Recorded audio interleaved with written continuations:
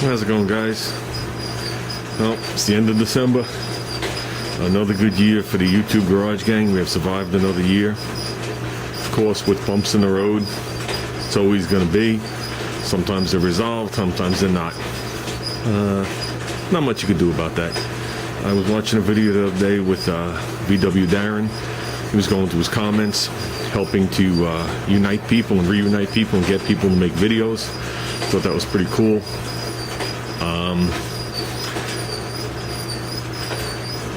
I don't know who the leader is, because Darren said he's not the leader.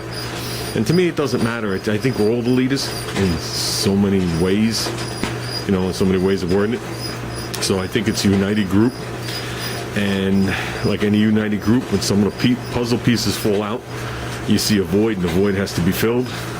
And sometimes people come in and fill it, and sometimes they don't. But I think we have to take care of our own. Is that a way of wording it? Well, no. I think we have to praise our own. That's the way of wording it.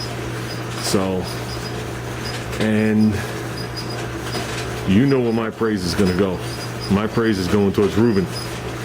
And there's a good reason my praise is going towards Ruben. Because I don't think Ruben's the dumbass he tries to play himself to be. I've already called Ruben. I don't want Ruben using my name in his videos anymore. And that's not a bad thing. The bottom line is, if he asks me or anybody else a question, we just give him advice. It's still going through his brain, his hands, and his tools to make the item. And he's not taking credit for it. Because I notice a lot of his videos that he does, he always refers to somebody helping or somebody telling us something. I don't think that's right. So I told him enough of that crap. We don't need that no more. You know what I mean? And I think with that, I think now that the year's coming to an end, that Ruben's no longer a novice. I think Ruben could do what Ruben has to do. And I think if you look back at Ruben's earlier videos, you realize what I mean. You know what I mean? We talked about this before. He spent 99% of his life having somebody else do or not doing it at all. So he's come a long way in, what, the year and a half, 2 years that he's been doing this, and he's come a real long way this year. So I've seen the projects, I've seen them firsthand. You can look at anything on videotape, anything looks good on videotape until you actually come see it, then you can say, oh, that looks like crap. It's the way it is with anything. The paint job looks good on a video camera. Some welds I did on something look good on video camera. Everything looks good on video camera. You can take the best picture of something until you get there and look at it. The picture's only what the guy wants you to see.